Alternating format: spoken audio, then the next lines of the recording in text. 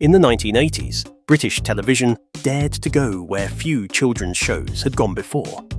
Grange Hill, a gritty, sometimes controversial school drama, tackled everything from bullying to racism. And he keeps doing chimpanzee noises. I can't stand him. He's horrible. Anyway, it's not your fault you're on Nog, is it? And in 1986, it took on its boldest subject yet: drugs. And at the centre of that storyline was one character, ZAMMO McGUIRE.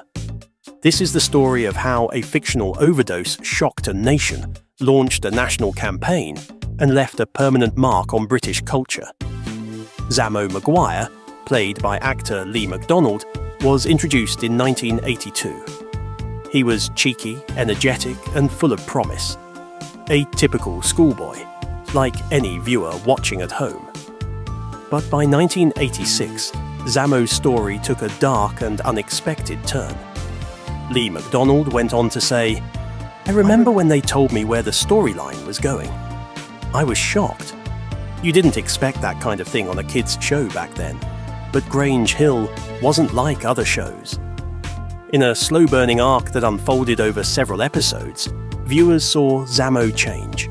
He started lying, stealing, even from friends. The cause? Heroin addiction. Phil Redmond, the creator of Grange Hill, stated, "We wanted to reflect what was happening in real life. Kids were experimenting with drugs, and no one on TV was talking to them directly. That had to change." The moment came in a shocking scene. ZAMMO collapsed in the back room of an arcade. ZAMMO! You alright?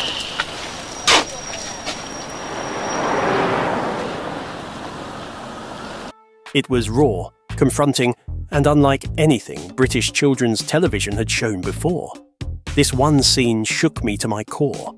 Maybe I had enjoyed a sheltered upbringing, but regardless, drugs were just not a part of the world I existed in, and my first response to watching that scene was that of immense sadness as I thought ZAMMO was dead. I think this may have been the producer's intention to elicit maximum shock value, and shock it did. It was at this point that my mum had the talk with me, and her words have stuck with me ever since.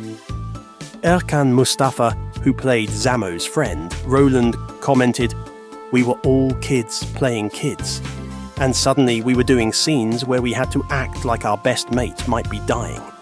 It was terrifying and very real. The overdose wasn't just a climax, it was a turning point."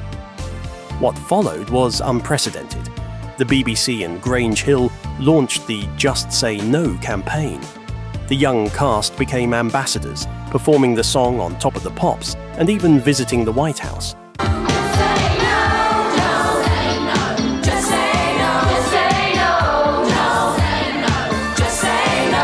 Suddenly, we had school kids leading a national anti-drugs campaign. It was surreal, and it worked. Schools across the UK started having real conversations about drugs. ZAMMO's overdose changed British television. It opened the door for youth programming to be more than just entertainment. It became a tool for social education. Nearly 4 decades on, ZAMMO McGUIRE's overdose remains one of the most powerful moments in British TV history. It wasn't real, but its consequences were.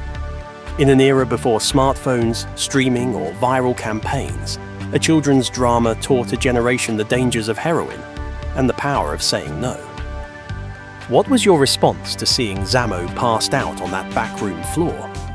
Please let me know your thoughts in the comments section below. Thank you for taking the time to watch, and I'll see you all next time.